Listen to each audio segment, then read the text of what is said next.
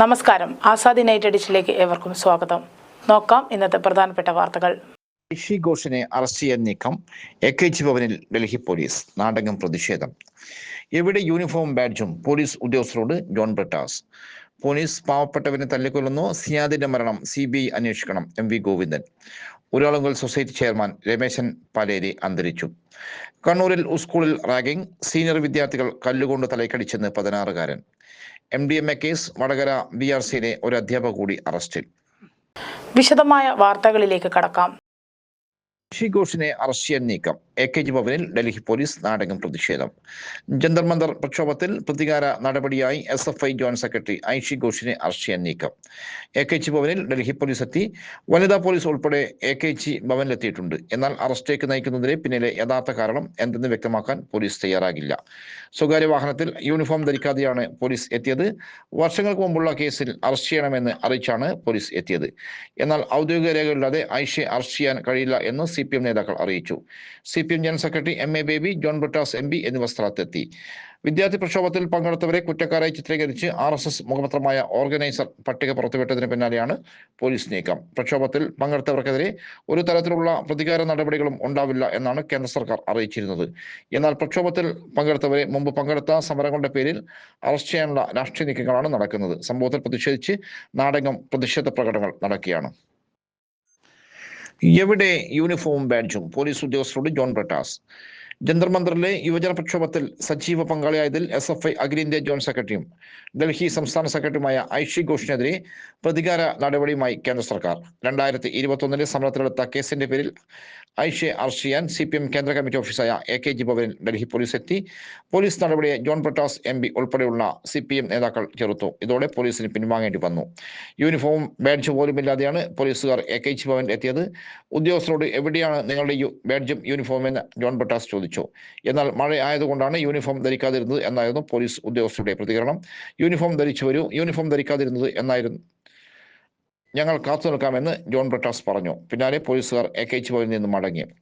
ഐഷയുടെ case ഈ മാസം 30 കോടതി കേസ് പരിഗണിക്കാനിരിക്കെയാണ് ജന്തർ മന്ദർ പ്രക്ഷോഭത്തിൽ സജീവ സാന്നിധ്യമായതിന്റെ പ്രതികാര നടപടിയാണ് പോലീസ് സ്വീകരിക്കുന്നത്. സമരത്തിൽ പങ്കെടുത്തവരെ തിരഞ്ഞുപിടിച്ച് വേട്ടയാടുകയാണ് പോലീസ്. ദേശീയ പാർട്ടിയുടെ ഓഫീസിൽ യാതൊരു മുന്നറിയിപ്പുമില്ലാതെ കടന്നു കയറരുത്, മറ്റൊരു അന്തരീക്ഷം സൃഷ്ടിക്കുകയെന്ന ഉദ്ദേശത്തോടെയാണെന്നും ജോൺ ബ്രിട്ടാസ് പറഞ്ഞു. ഐഷി ഘോഷ് ഇങ്ങോട്ട് എത്തിയപ്പോഴേക്ക് പിന്നാലെ എത്തുകയായിരുന്നു. പിന്നെ പോലീസ് ഉദ്യോഗസ്ഥരുമായി ജോൺ ബ്രിട്ടാസ് സംസാരിക്കുകയാണ്. എന്താണ് വിവരങ്ങളെന്ന് ചോദിച്ചാൽ मेंबर ऑफ पार्लियामेंट अब इसलिए आया है, क्या करने के लिए? आप बता दीजिए.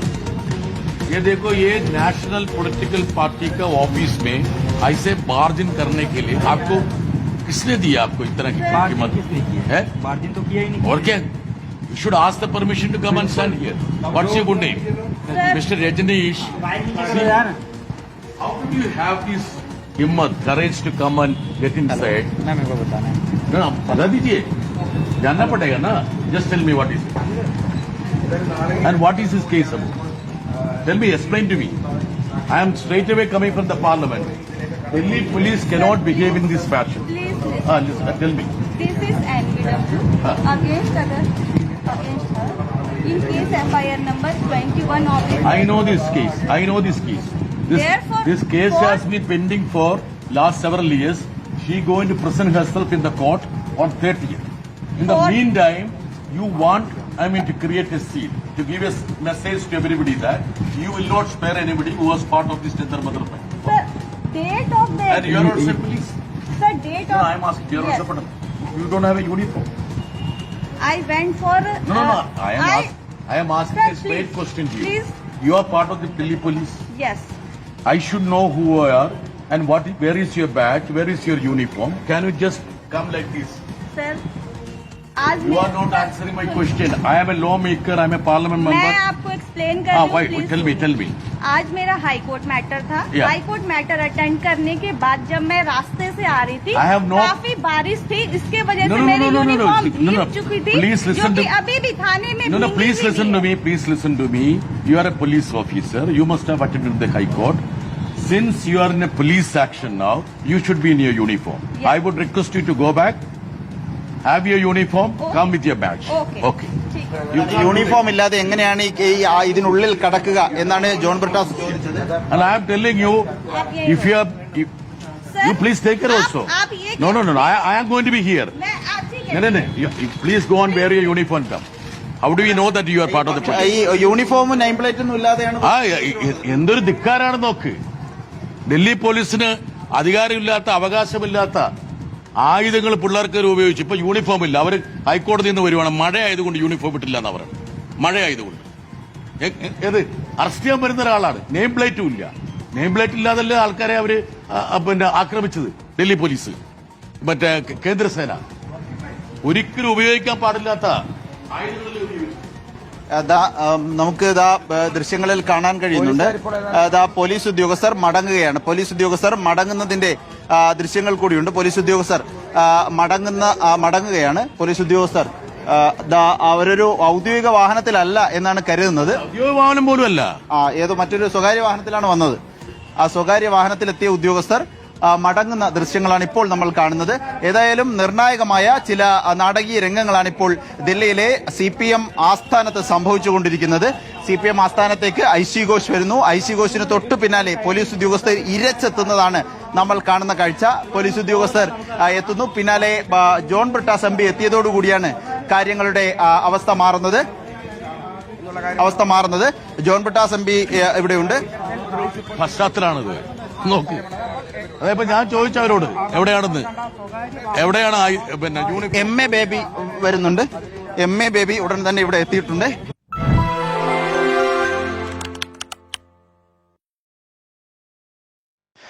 പോലീസ് പാവപ്പെട്ടവരെ തല്ലിക്കൊല്ലുന്നു. സിയാദിന്റെ മരണം CBI അന്വേഷിക്കണം. MV ഗോവിന്ദൻ. കൊല്ലം കുണ്ടറയിൽ പോലീസ് കസ്റ്റഡിയിൽ എടുത്ത് ക്രൂരമായി മർദ്ദിച്ച യുവാവ് വാരിയല് തകർന്ന് മരിച്ച വാർത്ത ഞെട്ടിക്കുന്നതാണെന്ന് CPM സംസ്ഥാന സെക്രട്ടറി MV ഗോവിന്ദൻ പറഞ്ഞു. കുടുംബാംഗങ്ങൾ താണുകേണ് പറഞ്ഞിട്ടും നിരപരാധിയായ സിയാദിനെ അറസ്റ്റ് ചെയ്തുകൊണ്ടുപോയി ക്രൂരമായി മർദ്ദിക്കുകയാണ് ചെയ്തത്. പോലീസ് ഉദ്യോഗസ്ഥനെ വിളിച്ച് വപ്പപ്പായി എന്ന് സിയാദിന്റെ ചെറിയ മകൾ പറയുന്ന ശബ്ദരേഖ മനസാക്ഷിയുള്ള ആരെയും കരയിക്കുന്നതാണ്.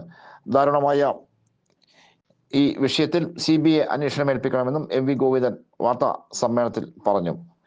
പോലീസ് സ്റ്റേഷനിൽ CCTV ക്യാമറ ഉണ്ടെന്നും അവിടെ ചെന്നാൽ ഇത് നടക്കില്ല എന്ന് പറഞ്ഞായിരുന്നു മർദ്ദനം. വാരിയല് പൊട്ടി നട്ടെല്ല് തകർത്താണ് സിയാദ് കൊല്ലപ്പെട്ടത്.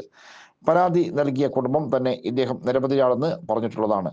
കള്ളക്കേസിൽ കുടുക്കി മർദ്ദിച്ച് കൊലപ്പെടുത്തുകയെന്ന ക്രൂരതയാണ് ഇവിടെ അരങ്ങേറിയത്. കേരളത്തിൽ അങ്ങോളമിങ്ങോളുള്ള അക്രമങ്ങളും കൊലകളും നടത്തുന്ന ഗുണ്ടാ സംഘങ്ങളെ നിലയ്ക്ക് നിർത്താൻ കഴിയാതെ പോലീസ് പാവപ്പെട്ടവനെ തല്ലിക്കൊല്ലുകയാണ്. കേരള പോലീസ് കുത്തിരിയുന്നതിന് പ്രധാന കാരണമായി മാറുന്നത് സർക്കാരിന്റെ സമീപനമാണ്.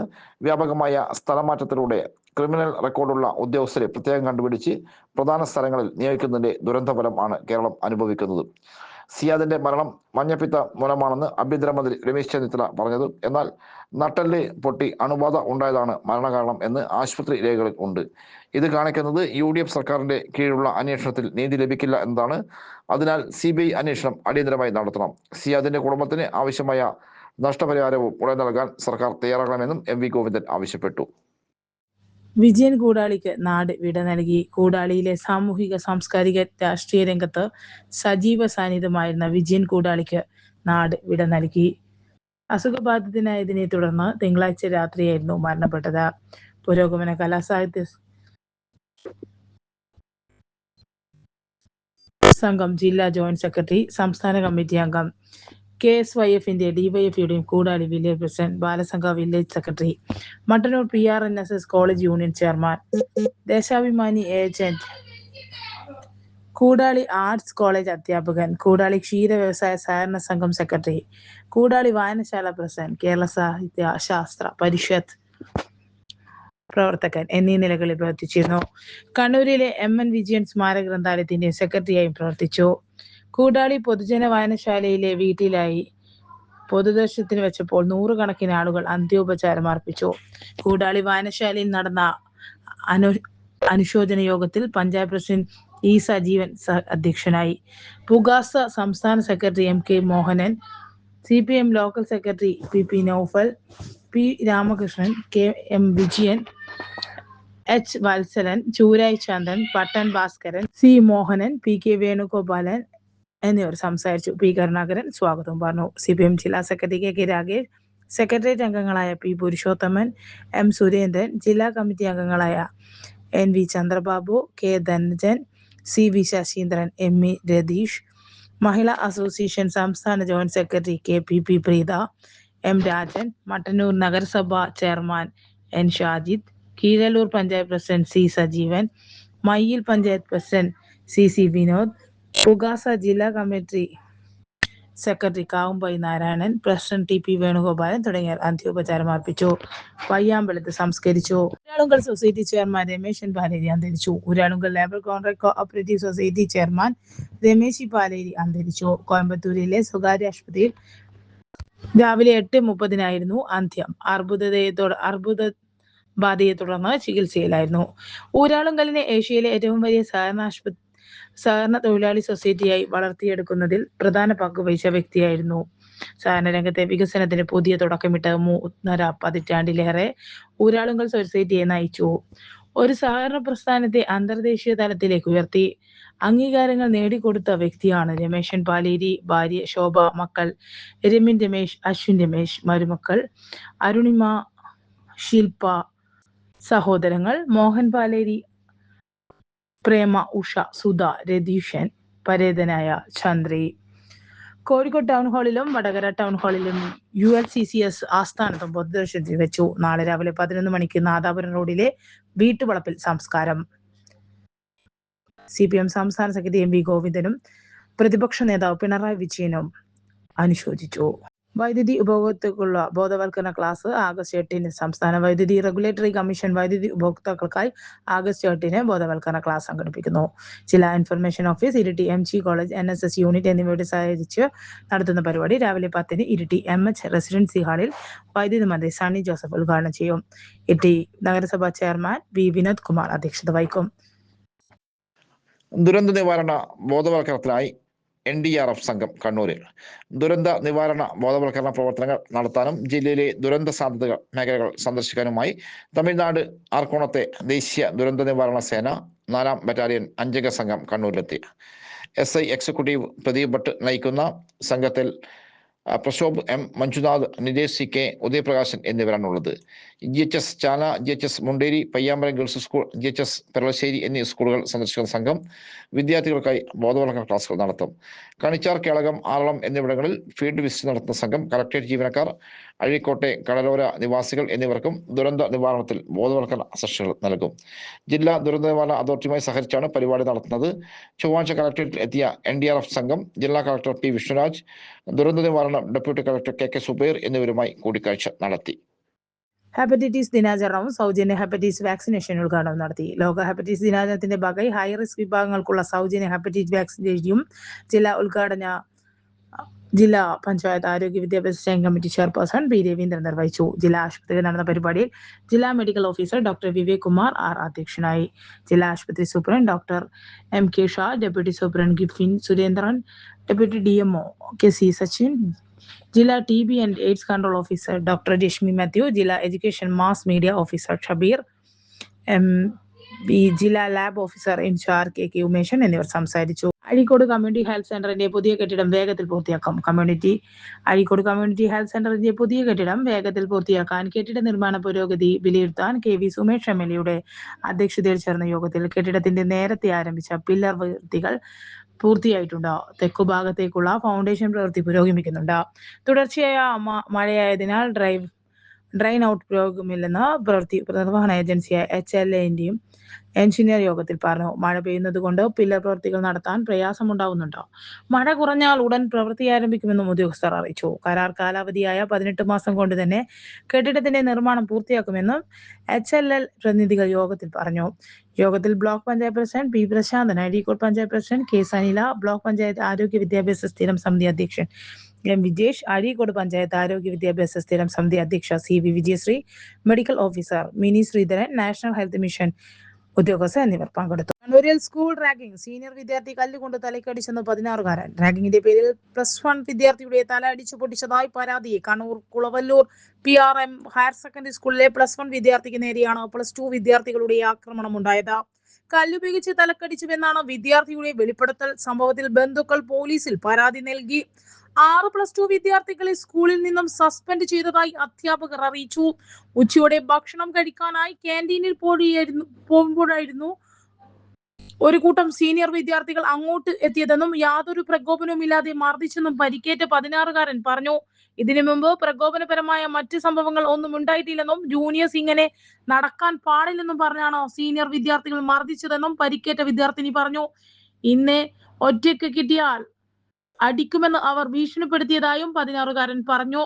പരിക്കേറ്റ തലയിൽ സ്റ്റിച്ചുണ്ടെന്നും മർദ്ദനത്തിൽ കാലിനും പരിക്കേറ്റിട്ടുണ്ടെന്നും വിദ്യാർത്ഥിയുടെ മാതാപിതാക്കൾ പറയുന്നു. സീനിയേഴ്സ് മർദ്ദിച്ചപ്പോൾ നിരവധി വിദ്യാർത്ഥികൾ ദൃക്സാക്ഷികളായിരുന്നുവെന്നും അവർ കൂട്ടിച്ചേർത്തു. MDMA കേസ് BRCയിലെ ഒരു അധ്യാപിക കൂടി അറസ്റ്റിൽ. വടകര MDMA പണമിടപാട് കേസിൽ പേരാമ്പ്ര BRCയിലെ ഒരു അധ്യാപിക കൂടി അറസ്റ്റിൽ. കുട്ടോത്ത് സ്വദേശിയ വലിയ പറമ്പിൽ VP നീഷ്മ 30 അറസ്റ്റിലായത്. കേസിൽ അറസ്റ്റിലായ കൂരാച്ചുണ്ട് സ്വദേശി കാവ്യ, മരുതോരങ്ങ സ്വദേശി കീർത്തന എന്നിവരിൽ നിന്നും ലഭിച്ച വിവരത്തെ തുടർന്നാണ് SIT സംഘം പ്രതിയെ പിടികൂടിയത്. വിഷയത്തിൽ കൂടുതൽ പേർ കണ്ണികളായിട്ടുണ്ടെന്ന് വിവരം. വിദ്യാർത്ഥികൾ ഉൾപ്പെടെ സംഘത്തിന്റെ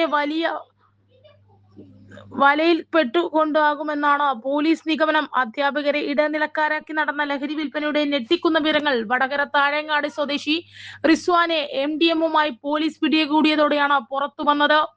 ജില്ലാ പോലീസ് മേധാവിയുടെ നേരിട്ടുള്ള നിയന്ത്രണത്തിലാണ് അന്വേഷണം നടക്കുന്നത്. കേസിൽ പോലീസ് അറസ്റ്റ് ചെയ്ത് റിമാൻഡ് കഴിയുന്ന അധ്യാപകരായ കാവ്യയും കീർത്തനയും കഴിഞ്ഞ ദിവസം സർവീസിൽ നിന്നും പിരിച്ചുവിട്ടിരുന്നു. 2016 മുതൽ സ്പെഷ്യൽ എഡ്യൂക്കേറ്ററിൽ ജോലി ചെയ്യുകയായിരുന്നു കാവ്യ. കീർത്തനയും 10 വർഷത്തോളമായി പേരാമ്പ്ര BRCയിൽ താൽക്കാലിക ജീവനക്കാരിയാണ്. നീഷ്മയെയും സർവീസിൽ നിന്നും പിരിച്ചുവിട്ടു. ഇതോടെ ഇന്നത്തെ ആസാദി വാർത്തകൾ ഇവിടെ സമാപിക്കുകയാണ്. അടുത്ത വാർത്താ ബുള്ളറ്റിൻ നാളെ രാത്രി.